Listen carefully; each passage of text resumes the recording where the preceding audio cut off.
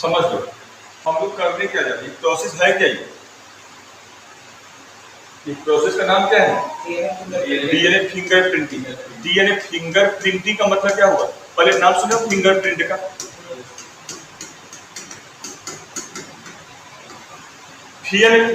पहले सुने होंगे आप लोग, फिंगर प्रिंट होता था। किसी को एक गिलास पानी दिए, ठीक है, एक गिलास पानी देते हो आप, ये जो अंगुली के निशान से पड़ गया, ये क्या हो गई? ये भी फिंगर प्रिंट हो गया। तो पहले जो क्राइम क्रिमिनल होता था तो क्या करता था? किसी का मर्डर करना है तो हाथों में क्या किया? ग्लव्स व्लव्स पहन के आ जाता था वो। हाथों में क्या किए हुए? ग्लव्स पहन लिया, मुंह लगा लिया, और क्या किया? तब पिस्टल का यूज करता था किसी को मर्डर करने।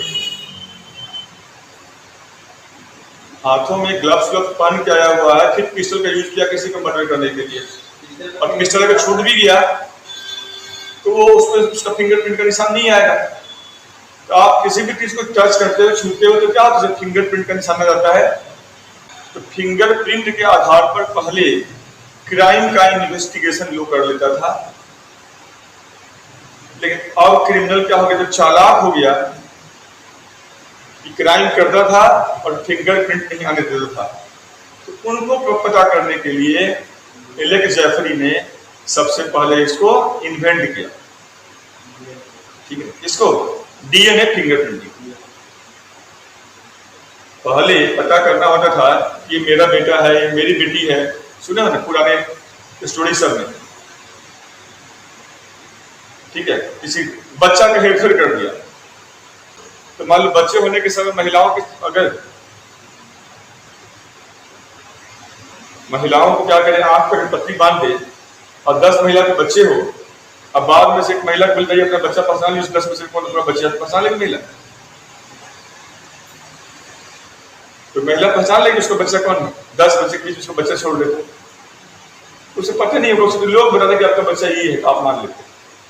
तो पहले ये भी होता था, मेले में 2 लोग गायब हो गए, 2 भाई बिछड़ गया, तो पहचान करने के लिए क्या था? बॉडी मार्क्स का यूज करते थे। एक दौर था कि बॉडी मार्क्स का यूज करते थे पहचान करने के लिए, कि कहीं शरीर के किसी भाग पर तिल का निशान है, उसे पहचान कर लिए। कोई निशान, कई बार लोग बच्चों को निशान लगा देता है लोहे वगैरह का, नहीं तो क्या, यहाँ पे निशान लगा दिया, यहाँ पे निशान लगा दिया, पीछे निशान लगा दिया। अब निशान लगा दिया तो पहचान होता है बच्चे की, ये बच्चा मर्द है, नहीं मर्द सिनेमा में क्या हो? हाँ, दारा सिंह क्या किया? अमिताभ बच्चन की सीना पे पैर पे मोहर मार के पहचान लगा दिए हुए, और बाप बेटा अलग हो गया हुआ है, पहचान नहीं रहा है। जब लड़ाई होता है दोनों में, तब उसका जब कपड़ा फटता है तो वहां दिखता है लिखा हुआ था मर्द, तो लोहा से ठोके हुए, तो उसे अब अपना मेरा ही बेटा है। ऐसे ही पहचान लोग लगा दे। अमिताभ बच्चन की सीना में क्या किया? उसने लोहा का मुहर एकदम से ठोक के लगा दिया। तो यही यहां पे हो रहा है कि वो जमाना भी गया कि जब हम मिलान करवाते थे बॉडी मार्क्स के आधार पर। बाद में जैसे कुछ जो क्राइम घटा है जब तो क्राइम में पहले हम लोग फिंगरप्रिंट करने लगे, वो भी फेल हो गया, तो क्रिमिनल चालाक हो गया। तब आया, उसका जगह लिया है डीएनए फिंगरप्रिंट जगह लिया। और इस डीएनए फिंगरप्रिंट को किसने इन्वेंट किया? नाम बोलो। एलेक।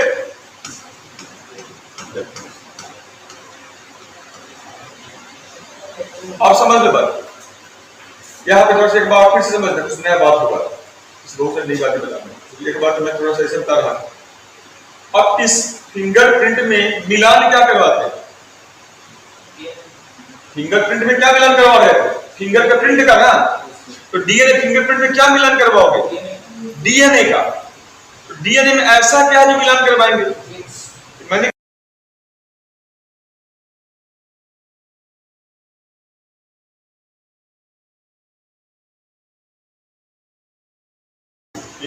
भाई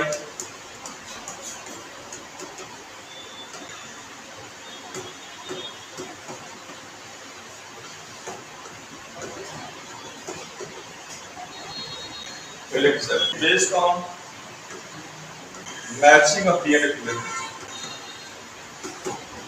इसका आधार क्या है? इसमें हम लोग डीएनए फिंगरप्रिंट को मैच करा, डीएनए को मैच करा। टेक्नोलॉजी क्या यूज करते हैं?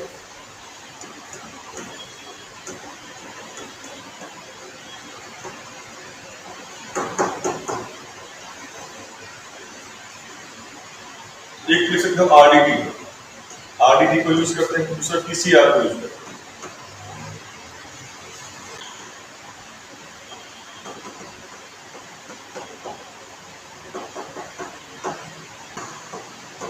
इसमें करते क्या है? तो जैसे कि हम सब लोग को पता है कि हम सब लोग का जो डीएनए होता है, ये हमारा डीएनए है। और डीएनए के साथ कहते हैं कि हर व्यक्ति का डीएनए क्या होता है? उसका हर व्यक्ति का डीएनए दूसरे व्यक्ति के डीएनए से क्या है? 99.7% सेम हो सकता है। जैसे हमारे क्लोज रिलेटिव में 99% सेम होगा, 1.3% में भी जरूर अलग होगा।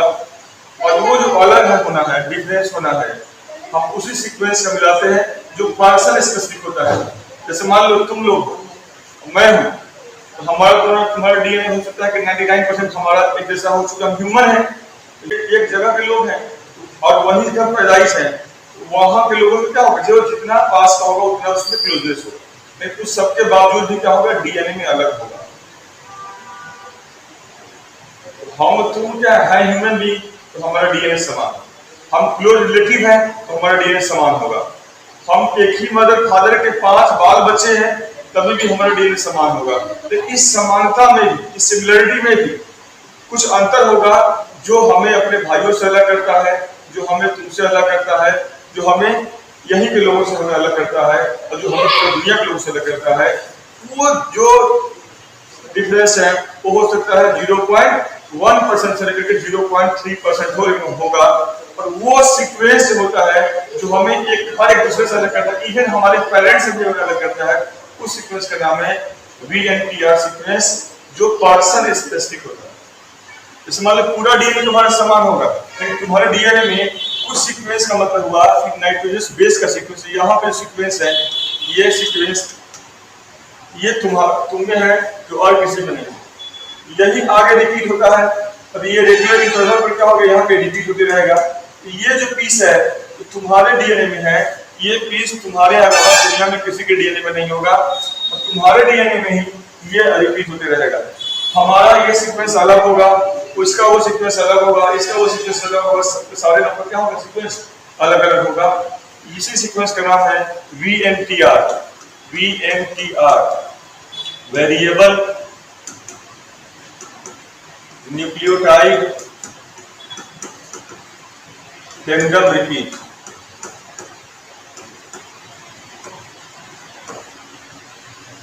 ये इंडिविजुअल स्पेसिफिक होता है और डीएनए फिंगरप्रिंटिंग का टोटल जो आधार है, इसी सीक्वेंस का मिलना प्रमाणित हो जाता है कि जो क्रिमिनल है, ठीक है, वो कौन है। तो यहाँ पे किसी भी एक्यूज को क्रिमिनल डिटेक्ट करने से पहले हम डीएनए फिंगरप्रिंट का मैचिंग करवाते हैं और उसमें इसी सीक्वेंस का हम मैच करवाते हैं। मैच हो गया तो आप क्रिमिनल हो, नहीं हुआ तो आप क्रिमिनल नहीं। तो ये क्या होता है? ये इंडिविजुअल स्पेसिफिक होता है। ये है क्या? इंडिविजुअल स्पेसिफिक है।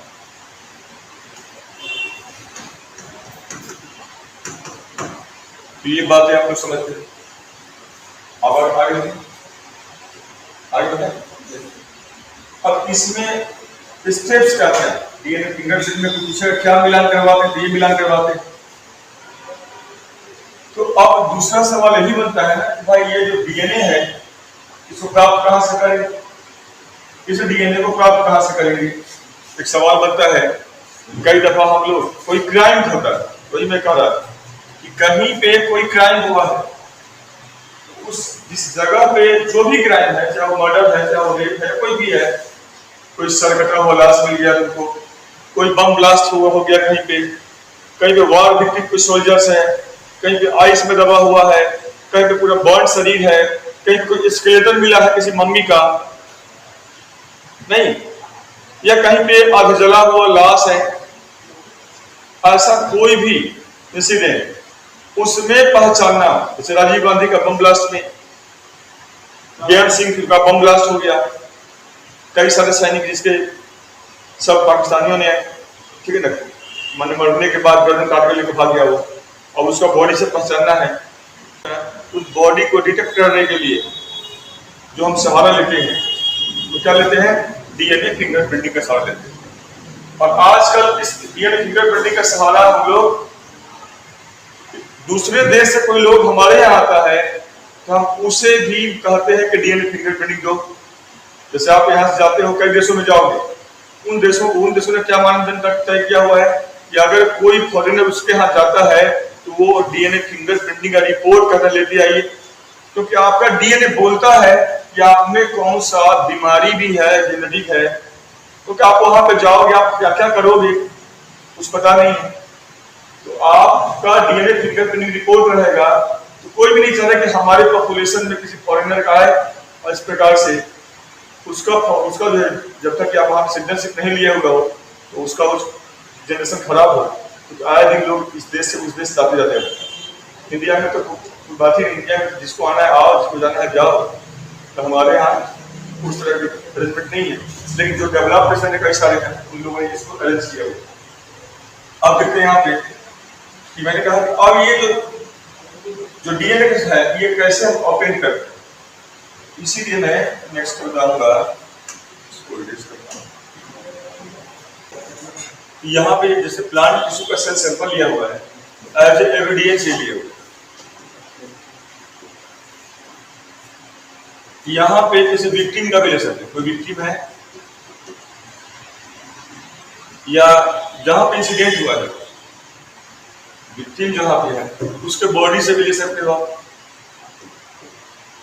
या कोई इंसिडेंट जहां पे हुआ है, जहां पे घटना घटी है, उस इंसिडेंट का जो लोग एरिया होगा उस एरिया से भी, ठीक है, कई सारे जो छूटा होगा, जो मिलना होगा उससे, जैसे मान लो हेयर हो गया, बॉडी हेयर है, यहाँ पे सलाइवा हो सकता है, ठीक है, हेयर में रूट होना चाहिए, हेयर का रूटेड होना चाहिए, सलाइवा हो सकता है, सीमेन या स्पर्म हो सकता है, ये ब्लड हो सकता है, ये स्किन हो सकता है, ये इसमें से कोई भी छूटा हुआ हो, उससे हम लोग क्या करेंगे, यहाँ पर हम उस सैंपल से, ठीक है, हम यहाँ पे डीएनए को एक्सट्रैक्ट करेंगे। ये डीएनए क्या है, इसको हमने एक्सट्रैक्ट कर लिया, इसमें सेल्स है, सेल से डीएनए को लेंगे। अब अगर कोई ब्लड अगर है यहाँ पे, तो ब्लड से क्या लेंगे, आरबीसी को नहीं लेंगे, डब्ल्यूबीसी सेल को लेंगे, और अदर सब में से क्या निकाल लेंगे, सेल से डीएनए को निकाल लेंगे। और सो डीएनए में से कौन सा सीक्वेंस मैच कराना है, वीएनटीआर का मैच कराना है, के बाद क्या करेंगे। अब उस डीएनए को निकाल लेने के बाद क्या करेंगे, उस डीएनए का हम लोग आरडीटी कर रहे हैं बेसिकली, क्योंकि आइसोलेशन ऑफ सेल्स, और लेने के बाद इसको हम लोग यहाँ पे रिस्ट्रिक्शन एंजाइम होता है, रिस्ट्रिक्शन एंजाइम से क्या करें, इसको फ्रेगमेंट्स कर रहे हैं, इस डीएनए को काट रहे हो। तो cutting of isolated DNA by restriction endonuclease और रिस्ट्रिक्शन एंजाइम, तो नतीजा क्या हो, बहुत सारे इसके फ्रेगमेंट्स मिल जाएगा। अब उस फ्रेगमेंट से क्या करेंगे, इसका हम करवाएंगे जेल इलेक्ट्रोफोरेसिस। ये यहाँ पे है जेल इलेक्ट्रोफोरेसिस करवाएंगे, इस फ्रेगमेंट्स का जेल इलेक्ट्रोफोरेसिस मतलब जो भी टुकड़ा छोटा छोटा उसको इससे गुजारेंगे। अब उसके बाद क्या करेंगे, ट्रांसफर करेंगे पूरा नाइट्रोसेलुलोज पेपर पे, इसको ट्रांसफर करते हैं, and by the use of southern blotting. ये क्या है, सदर्न ब्लॉटिंग है। उससे क्वेश्चन, सदर्न ब्लॉटिंग जो टेस्ट है तो किसके लिए किया जाता है, तो डीएनए के लिए याद रखना। वेस्टर्न ब्लॉटिंग करते हैं आरएनए के लिए, और सदर्न ब्लॉटिंग करते हैं हम लोग हैं डीएनए के लिए। ये क्वेश्चन ये बन जाता है। दूसरा बन जाता है इलेक्ट्रोफोरेसिस टेक्निक है, इसमें हम लोग क्या यूज करते हैं, इलेक्ट्रोफोरेसिस में हम लोग यूज करते हैं एक रोज जेल का यूज करते हैं यहाँ पे। और ये क्या है, बेसिकली ये चार्ज पे आधारित फिल्ट्रेशन है डीएनए के फ्रेगमेंट्स का। और तब इसके बाद क्या करेंगे, ये जो डीएनए का जो पीस है, ये ब्लैक ब्लैक देख रहे हो, ये सारे क्या डीएनए का टुकड़ा है। इसको हम क्या करते हैं, इसको हम लोग रेडियो एक्टिव जो आइसोटोप्स होता है उसके साथ लेबलिंग करते हैं। रेडियो एक्टिव जो यहाँ पे आइसोटोप्स होगा उसके साथ इसको लेबलिंग कर देंगे, मतलब उसके साथ ऐड कर देंगे। अब ऐड करने के बाद और ये सारे काम हम कहाँ पे कर रहे हैं, सेलुलोज के पेपर पर ही कर रहे हैं। और तब जाकर के उस जो डीएनए का पीस है उसे हम क्या करते हैं, मेम्ब्रेन वॉश कर देते हैं इसका, मतलब ऊपर से जो मेम्ब्रेन है उसको हटा करके, और इस प्रोब का हम लोग एक्सरे फिल्म से यूज करते हैं। यहाँ पे एक्सरे फिल्म का यूज करेंगे और तब जाकर के हम वो सीक्वेंस को डिटेक्ट कर पाएंगे। और तो मान लो ये यहाँ पे आप प्लांट से लिए हो, प्लांट के यहाँ पे रखोगे, इसमें से कोई सैंपल है उस सैंपल के यहाँ रखोगे, एक जगह उस सैंपल का आप यहाँ पे रख दिए। दूसरा है, साथ साथ दूसरा क्या करोगे, जो क्रिमिनल होगा, जो सस्पेक्ट है, सस्पेक्ट का पता करना पड़ेगा। और सस्पेक्ट मान लो तो आप 4 लोग, अक्सर क्या होता है किसी क्राइम को अंजाम देने वाला कोई ना कोई क्लोज रिलेटिव होता है, तो जिसमें भी डाउट है उस सस्पेक्ट्स को 3-4 लोगों को हम क्या करेंगे, समझ लो आप लोग, जैसे तुम लोग हो, ये हो, तो तुम लोग में से 4 लोगों को हम क्या करिए, हमें सस्पेक्ट है किसी का इन लोगों ने घटना किया, मर्डर किया है, पुलिस आया, इसका लिया, उसका लिया, उसका लिया, उसका लिया, सबका ब्लड सैंपल को क्या किया, ब्लड सैंपल लेके जाएगा और उस ब्लड सैंपल से भी वो डीएनए निकालेगा। एक तो वो घटना पे उसको जो भी साक्ष्य मिला उसको लेकर के वो आया है, उसका आईडेंटिटी किया है, उसका जेल इलेक्ट्रोफोरेंसिस किया है, अब फिर यहाँ पे डीएनए को ले आया है। तो दूसरा जो सस्पेक्ट है उसके ब्लड लेकर के जाएगा और वो देगा फॉरेंसिक एक्सपर्ट्स को, और फॉरेंसिक एक्सपर्ट्स अब क्या करेगा, उस ब्लड से डीएनए निकालेगा और सेम प्रोसेस को दोहराएगा, अगेन आई रिपीट, इस प्रोसेस को फिर दोहराएगा और वो फिर एक दूसरी तरफ से ऐसा ही सैंपल लेके आएगा और दोनों सैंपल को मिलान करवाएगा, यहाँ पे रख करके डीएनए बाय डीएनए उसको मिलान करवाएगा। अगर मान लो लगता है दोनों ये लड़के हैं, इन लड़कों का अगर मैच हो गया, क्राइम तो हो सकता है, इन लड़का क्या होगा, किसी का मर्डर किया है, मैच करवाने गया, पता लगे मतलब उसी का करवाएगा, मैच नहीं हुआ, इसे करवाया, सीधी बच्ची दिख रही है, लगा कि नहीं इसका भी मैच नहीं हुआ, तो क्रिमिनल कौन हो जाएगा, इसका मैच करवाएगा, मैच हो गया, क्राइम हो गया। तो जो सबसे सीधी बच्ची दिख रही थी वो क्या निकल गए, क्रिमिनल। सिंपल सा ये स्टेप होता है, आपको सिर्फ स्टेप याद रखना है इसमें है, तो 1 by 1 फर्स्ट डायग्राम ड्रॉ करो, इसको स्टेप बाय स्टेप।